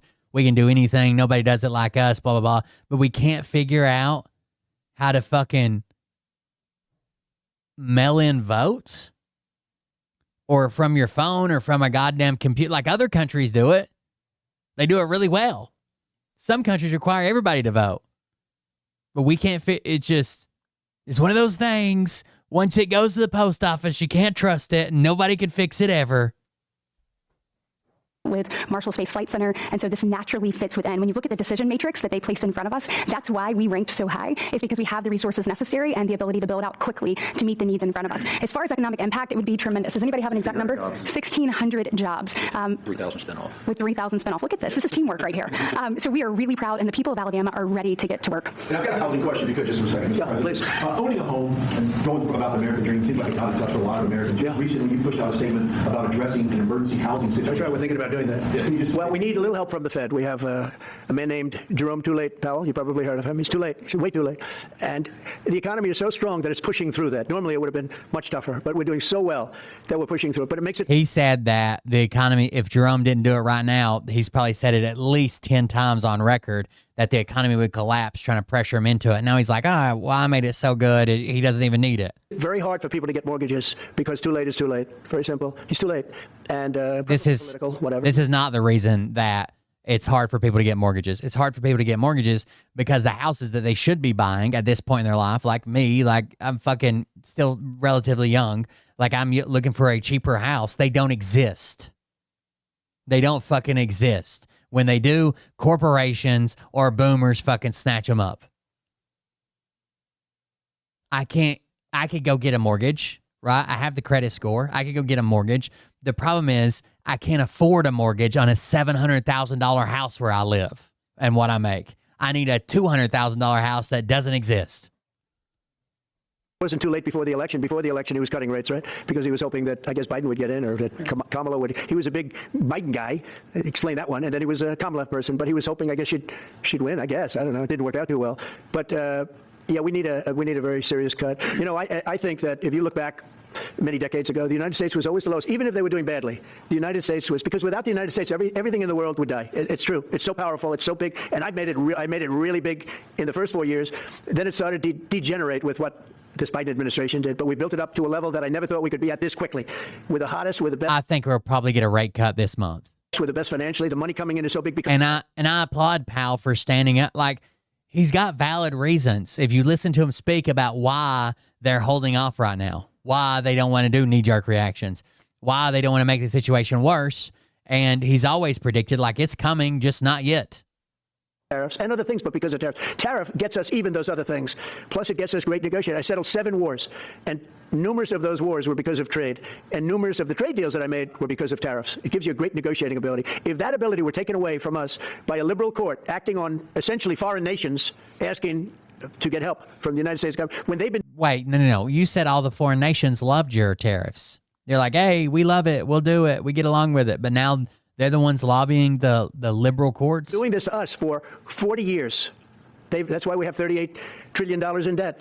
We won't have it for long if they let us, if they allow us to do what everybody knows we should be able to do. Yeah, please. Mr. President, another Biden-era action that you're now reversing is that you signed a deal last week to make federal buildings adopt and embrace classical architecture style. I think Jerome Powell just did a speech a few days ago. I think we're getting it this month, rate cut. Again, can you talk to us about why you do that and also what's your vision? Well, we want to see beautiful buildings. Now, you know, it's in the eye of the beholder. I've seen architectural reviews. We've never had a president act like this. A president that pierces the veil, that doesn't legally exist, but has always been respected to be there between like the Justice Department and the Department of Defense and the fucking the interest rates, right, from the Fed. Like, he just leans on a motherfucker. Like, they put out a thing today. Where is that? Is that over here? White House official giving a warning shot to any Republican who signs Massey's discharge petition, telling me it would be viewed as a very hostile act to the administration. Full statement. Helping Thomas Massey and liberal Democrats with their attention seeking while the DOJ is fully supporting a more comprehensive file release effort from the Oversight Committee would be viewed as a very hostile action to this administration. This is about the Epstein list. That's what they're telling people in their party. Like, if you do this, we're considering a hostile action against the president, and you know he's going to come after you. Over the years, I'm an expert at it. I've gotten a lot of great reviews, but I've seen buildings that I didn't think were very good get great reviews, and I've seen great buildings get bad reviews. So, but it's just a standard. We want to have a good standard. We're building something here. You know, for 150 years, they wanted a ballroom at the White House. We're doing something at the highest architectural reviews. Styles. Again, can you talk to us? Another Biden-era action that you're now reversing is that you signed a deal last week to make federal buildings adopt and embrace classical architecture styles. Again, can you talk to us about why you do that and also what's your vision? Well, we want to see beautiful buildings. Now, you know, it's in the eye of the beholder. I've seen architectural reviews over the years. I'm an expert at it. I've gotten a lot of great reviews, but I've seen buildings that I didn't think were very good get great reviews, and I've seen great buildings get bad reviews. So, but it's just a standard. We want to have a good standard. We're building something here, you know, for 150. It doesn't matter how much weight he puts on Jerome Powell. If something happens and Jerome Powell does something and messes the economy up negatively, he's going to say he was too late, he was too early, he should have listened to me, he didn't do that, I'm not in charge of that, blah, blah. Like, he likes to throw his pressure around, but he does not like to take any of the responsibility for anything. 2 years, they wanted a ballroom at the White House. We're doing something at the highest level, using great architects and all. And, you know, it's very exciting. But we have a lot of interesting things happening architecturally in D.C. You know, D.C. is like a different place. And, you know, even the contractor said, sir, we walked down today, we feel like much safer. It's like a different place. Washington, D.C. is great. Now, we're going to also beautify it. We're going to put a topping on the roads. We're not going to rip them apart and take 4 years to build a road that was exactly the same by the time you build it. But we're going to put toppings. We're going to put new medians in. We're going to get the graffiti off. We're going to put tiles up in the tunnels where the tiles are missing. And we'll do the whole tunnel instead of, you know, a little area where you see new tiles, old tiles that never look too good, but they could use. Holy shit. Stop. Jesus Christ. No one's mistreating you in any way, shape, or form, but you're not going to come here and throw all that into my chat and be like, Warner, stop. You know, they've been up 50 years. They've served their duty. But we're going to make this within about a 20-mile radius from the White House. We're going to have this place spick and span. It's going to be crime-free, and it's going to be spick and span. You'll be proud of Washington again. Go ahead, please. Sir, China's having a massive military parade that President Putin and Kim Jong-un will be attending. Do you interpret that as a challenge to the FN? Are you concerned at all about those countries trying to be sort of counterweight? Not at all. China needs us, and I have a very good relationship with President Xi, as you know, but China needs us much more than we need them. No, I don't see that at all, no. And I had actually a very good meeting with President Putin a couple of weeks ago. We'll see if anything comes out of it. If it doesn't, we'll take a different stance. Parade that President Putin and Kim Jong-un. It's going to be crime-free, and it's going to be spick and span. You'll be proud of Washington again. Go ahead, please. Sir, China's having a massive military parade that President Putin and Kim Jong-un will be attending. Do you interpret that as a challenge to the FN? Are you concerned at all about those countries trying to be sort of counterweight? Not at all. China needs us, and I have a very good relationship with President Xi, as you know, but China needs us. He's got a very good relationship with everybody, as you know. No, I don't see that at all, no. And I had actually a very good meeting with President Putin a couple of weeks ago. We'll see if anything comes out of it. If it Well, nothing's happened. Zero things have changed. doesn't, we'll take a different stance. Today, in California, ruled that the deployment of National Guard troops to Los Angeles was illegal. Do you have any response? Well, it was a radical left judge, but very importantly, what did you not tell me in that question or statement that you made pretty much of a statement? I think? Well, that's a That 300 troops can stay only as guards for federal property. Only as guards for federal property. No, you didn't say what the judge said, though. The judge said, but you can leave the 300 people that you already have in place. They can continue to be in place. That's all we need. But why didn't you? Only to protect federal property. They cannot act as law enforcement. You put that as part of your statement, because the same judge ruled exactly as you said, except the judge said that you can leave the 300 people that you already have in place. They can stay, they can remain, they can do what they have to do. Thank you very much, everybody. We appreciate it. Thank you. Thank you. Thank you very much. That pissed him off. We're done. Look how they're routing them all away from the president. They don't want anybody close to him. Thank you. Thank you. Go that way. Thank you. Thank you. Get away. Thank you.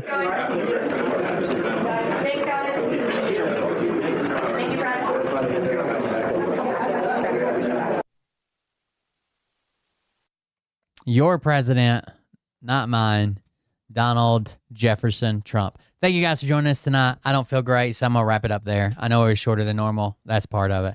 Thank you guys. I'm going to go get some rest. Everybody have a good night. I appreciate it. If you want to support the show, go to buymeacoffee.com/coldbeer.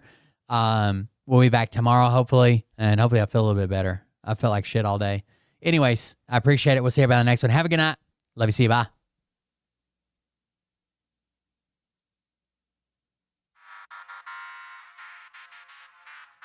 But I can tell you this about if this douchebag happens to see this particular show, you don't Vance just has RB. balls to call out the people on this planet He's really a bitch. and tell them exactly who they are and tell them the rest of the world. No F. You don't have the forking balls. You don't have the balls. Okay, Scott. Here we go, I think I started some shit. Listen off, it's about to get lit. Get the place in the Remember to check out Siegel Select. You better buckle. Siegel Select Suites. Here we go, I think I started some shit. Las Vegas, Nevada. About to get lit, get the place in the beds. You know that stage is set. You better buckle up, cause you ain't seen nothing yet. And they say that I'm a lunatic. Well, listen, bitch, I came equipped with a quick wit and a 6th sense for the stupid shit. Where my true believer? Y'all need Jesus. Praise the Lord, head to the extreme. All these false fucking prophets who profit off of gossip. Worshiping drums, cocking, begging for a throat. 7260 South Las Vegas Boulevard. He's strapped to the shaft, eating Las Vegas, Nevada. 89119. make your gut burst. 89119. Berry, I can quench that thirst. Baby eating lizard people, alien sex. What's next? Trump in a dress, fucking Flynn on his desk. A retard in a vest, climbing up 5G towers, cause you told him if he Sin Socks. superpowers. Here we go. Marshmallow Peeps are my favorite. Piss them off, it's about to get lit. Get the place in the Sin Socks to Siegel Select to Save Shadow. buckle up, cause you ain't seen nothing yet. Here we go, I think I started some shit. Piss them off, it's about to get lit. Get the place in the beds, you know that stage is set. You better buckle up, cause you